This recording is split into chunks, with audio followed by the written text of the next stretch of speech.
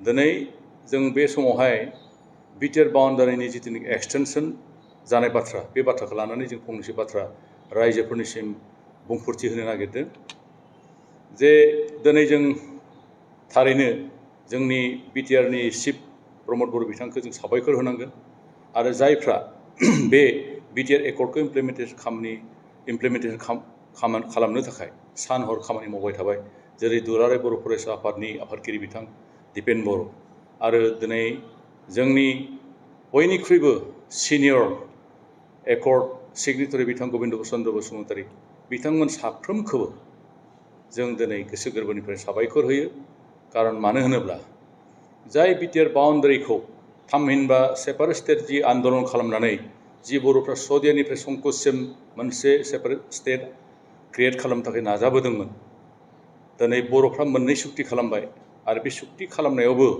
जों बाउन्डारिखौ गहपुरसिम जों बारायनो हायाखैमोन दिनैनि सिटुएसना कमप्लिटलि पलिटिकेलि डिफारेन्ट जाबाय 1967 नि सिटुएसना आलादामोन बेनि उनाव फैयै फैयै 1993 नि सिटुएसनाबो आलादामोन 2003 नि सिटुएसनाबो आलादामोन आरो दिनै फैयै फैयै 2020 नि जि सिटुएसन दंमोन बे सिटुएसनाबो पलिटिकेलि बर'फोरनि थाखाय मोनसे सुइटेबल सिटुएसन नङामोन कारन जायफ्रा दिनै बे एकर्डखौ खालामनो थाखाय जथायै मोनसे इउनाइटेड स्ट्रागल मोनसे खालामदोंमोन बिनि गेजेरावबो बर'फ्रा थुख्रा थुख्रि जानो गोनां जादों नाथाय थेवब्लाबो दिनै नेशनेल डेम'क्रेटिक फ्रन्ट अफ बर'लेण्ड बिथांमोननि नाजानाय दुलाराय बर' फरायसा आफाद बिथांमोननि नाजानायाव दिनै मोनसे गोजोन सुक्ति जायो आरो बे गोजोन सुक्तिनि गेजेरजों थारैनो जोंनि बे बर' माहारिनि गेजेराव मोनसे गोजोनथिखौ इस्टाब्लिश खालामनो हानाय जादों जदिउ बर'फ्रा जों सेपारेट स्टेट हिसाबै नाजादोंमोन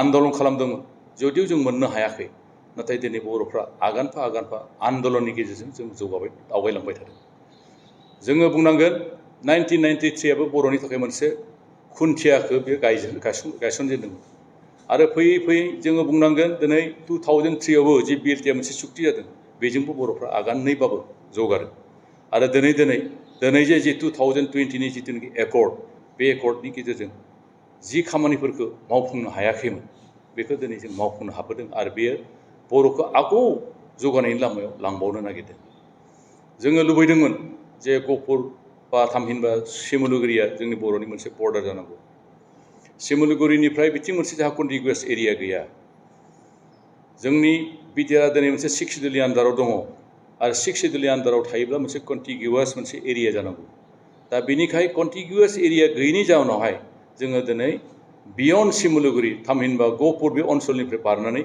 जोङो बे ओनसोलावहाय बेखौ साफ्रोम बर'खौ जोङो दाजाबदेरनो हानाय जायाखै नाथाय दिनै जोङो साबायखर होदों जे जुदि लिङै फिसायैब्लाबो जे जोंहा बे ओनसोलसिम किसुमान एरियायावहाय जुदि बर'नि अनजिमाया बहुद खम थेवब्लाबो बेखौ दाजाबदेरनो जे दिनै जोंनि इउपिपिएलनि सरकार थानायाव बिथां प्रमद बर'नि दैदेननायाव जे दिनै जों साक्सेसफुल जानो हाबाय बियो नट अनलि प्रमद बर' बिथां थामहिनबा इउपिपिएल हानजानि देरहासारनाय बे नङा बियो एन्टायार बर' माहारिनि बे देरहासारनाय आरो बेखौ दिनै जदिउ इउपिपिएलनि अनगायैबो दिनै गुबुन गुबुन दल संगठनाव राजनिति संगठनाव थानायफ्राबो बेखौ गनायना लानांगौ थामहिनबा बेखौ वेलकाम खालामनांगौ कारन बेयो बर' माहारिनि नाजानाय आरो दिनै बे बर' माहारिनि बे नाजानायखौनो दिनै इउपिपिएलआ बेखौ मोगथां महर होनो थाखाय सानफा एफा खामानि मावबाय थादों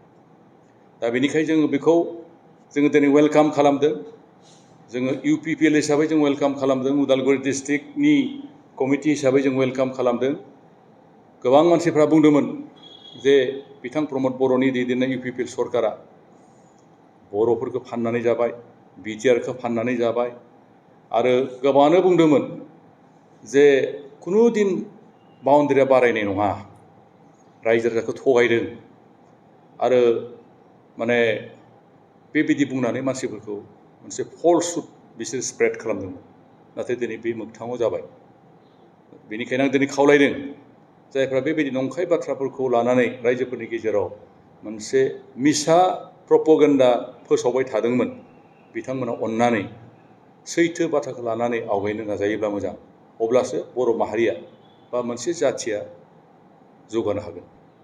सैथोखौ लानानै राजनिति खालामोबा जेब्लाबो जों देरहायो। दिनै जों UPPL हिसाबै जोंहा थगायनांगौ जेबो गैया।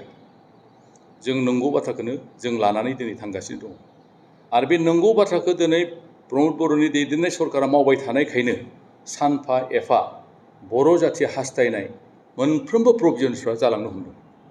बिटिआरआव जोंहा दिनै गोबां दफा दङ मावफुंनो गोनां। दा बेफोर गासैबो दफाया बाउन्डारिनि अनगायैबो आरो बे बाउन्डारिबो जोंहा माखासे गामिफ्रा हाबबावनांगौ दङ। सिमुलुगुरि एरियाया दिनै हाबाखै, किन्तु जों मिथिगौ साननैसोनि उनाव बे सिमुलुगुरि ओनसोलाव थालांनाय माखासे गामिफ्राबो हाबगोन। गतिके दिनै रायजो राजाफोरखौ जों खावलायदों जे बेवहाय कुनु हांखुर जानांगौनि प्रयजन गैया। गासैबो रायजो राजाफ्रा हास्थायनाय बायदिनो बे मोनफा मोनफा जालांगोन आरो बेखौ मावफुंनायाव जोंनि साफ्रोमबो रायजो राजाजों लोगोसे जायफ्रा दिनै अपोजिसन खालामदों बिथांमोनाबो बेखौ हेफाजाब आरो मदद होनानै आवगायहोना लांनांगौ। पलिटिक्सनि नामाव जास्ट मोनसे पलिटिक्स खालामबा जाया। पलिटिक्सनि नामाव गोबाङानो दिनै जों नुनो मोनदों जे बिथांमोना नंखाय बाथ्राखौ बुंनानै UPPL पार्टी थामहिनबा प्रमद बर' दैदेननाय सरकारखौ पावारनिफ्राय आउट खालामनोसो नाजादों। नाथाय जथायै फैनानै जयै खामानिखौ मावनो थाखाय बिथांमोना आवगायबोआखै। बे थारैनो आनफर्चुनेट जोंनि थाखाय। जोङो पलिटिक्स खालामदों दिनै, किन्तु पलिटिक्स खालामब्लाबो जों दिनै जातिनि सार्थखौ दिनै UPPL सरकार नागाराखै। जाथिजों लोगोसे बे ओनसोलाव थानाय गासैबो गुबुन गुबुन जाथि माहारिफोर दङ। बेयाव नेपालिफोर दङ, एसामिसफोर दङ। जों बिथांमोननोबो गासैनोबो जों अनसायनाय होनांगोन आरो बिथांमोनखौ गासैजोंबो जोङो मोनसे मिलिजुलि थांनानै जोङो बे ओनसोलखौ जौगाहोनांगोन। जोङो अकल जोंनि बर'फोरनि गेजेरावल' जौगानाय लाबोयोब्ला जाया। जोङो बे ओनसोलखौ जुदि थारैनो जों in the real spirit of द टार्म जुदि जों जौगाहोनोब्ला बे ओनसोलाव जोंजों लोगोसे जायफोर गुबुन गुबुन बिभिन्न जाथिनि गोष्ठी मासि दं बिथांमोननि गेजेरावबो जोङो जौगाथायखौ लाबोनो जों हानांगोन। दिनै गोबां मानसिफ्रा रन्जन दैमारिखौ लानानै गोबाङानो राजनितिखौ दिनै बिथाङा जेलाव दङ, बिथांखौ थाबैनो बख'नो हानांगौ। रन्जन दैमारिखौ बख'नायनि खामानिखौ जायफ्रा दिनै मावगासिनो दङ हयथ' बिथांमोना मिथिगौ प्रसेसा मा बेलायाव जानानै दङ। रन्जन दैमारिखौ रावबो जेलाव थानायखौ दिनै रावबो हास्थाया। साफ्रोमबो बर'नि रायजो राजाफ्रा रन्जन दैमारिया थाबैनो जेलनिफ्राय ओंखारबोनायखौ हास्थायो। जों हास्थायो रन्जन दैमारिया गाबोननो जोंनि गेजेराव थाफैनांगौ। जोंनि बर' माहारिनि थाखाय गोबां गोहोम बिहोमा होना गालांदों। दिनै जि ओनसोलफ्रा दिनै बारिनो हमदों बिथांमोननि बिहोमा गैयामोनब्ला हयथ' नेशनेल डेम'क्रेटिक फ्रन्ट अफ बर'लेण्डआ आन्दलन खालामामोनब्ला, दुलाराय बर' फरायसा आफादफ्रा जयै जुदि आन्दलन खालामामोनब्ला हयथ' दिनैनि बे खेरलेबसे जोंनि बे बिटिआर ओनसोला आरो जे गहपुरसिम बारायबावबाय बे कुनु दिन सम्भब जानाय नङामोन।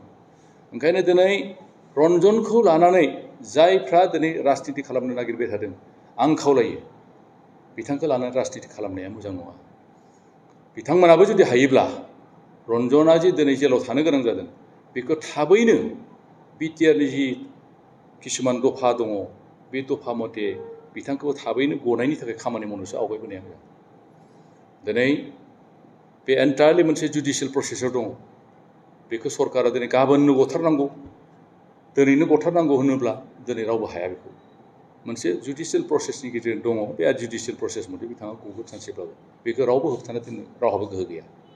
ओंखायनो आं दिनै खावलायदों जे जों बर' हिसाबै थामहिनबा जों बे बिटिआर ओनसोलनि रायजो राजा हिसाबै बे जोंनि थाखाय मोनसे रंजाथाव जे दिनैहाय जोङो बिथां रन्जन दैमारिमोन बायदि दैदेनगिरि जाथिनि सासे बिर जोहोलाव, दिनै गबिन्द बसुमतारीमोन बायदि बिथांमोननि दिनै थैसोम थांसोम नांबोनाय जोंनि दुलाराय बर' फरायसा आफादनि आगुनि आफादगिरि बिथां प्रमद बर'मोन दिनै जाया बिथाङा दिनै चिफ जानानै दङ बिटिआरनि, आरो दिनै दिपेन बर'मोन बायदि बिथांमोननि नाजासोमनायाव दिनै जे बर'फ्रा सानफा एफा आवगायलांबाय थादों बेखौ जों बयबो बाख्नायनांगोन।